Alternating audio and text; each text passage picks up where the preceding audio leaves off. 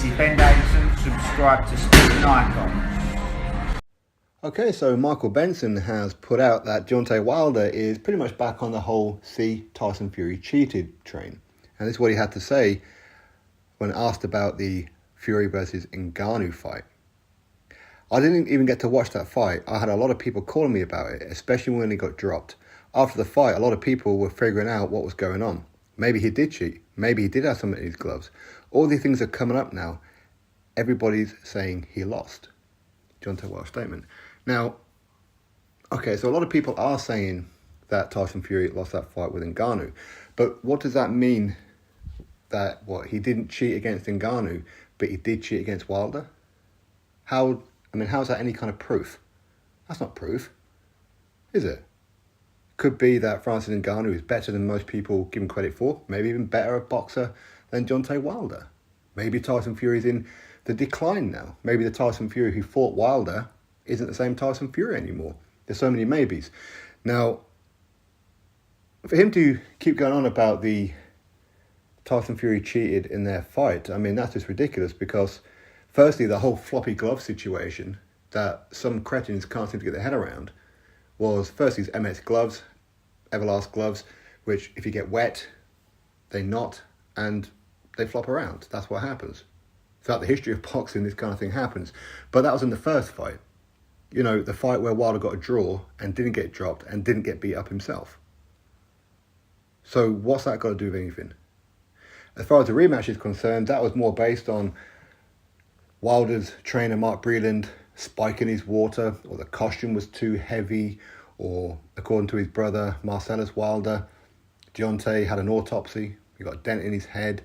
And, of course, Tyson Fury put an egg weight in his gloves, which is ridiculous because if he puts an egg weight in his gloves, he's going to smash up his own knuckles, isn't he? Right? That's more dangerous for him, besides the fact that his own trainer, JD's, was there to oversee the gloves going on, the wraps going on, and everything being taped up. Then the Nevada State Athletic Commission were also in on it. Then the referee must have been in on it too. Oh yeah, the referee was drunk, apparently. So this is just a case of somebody being a sore loser. That's all that is. That's all it is.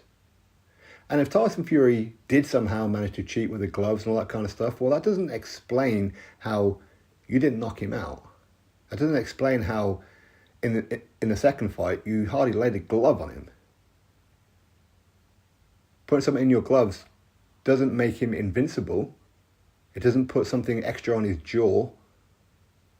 It doesn't increase his ability. If anything, he's got egg weight in there. It's an egg weight. Egg weights are quite heavy.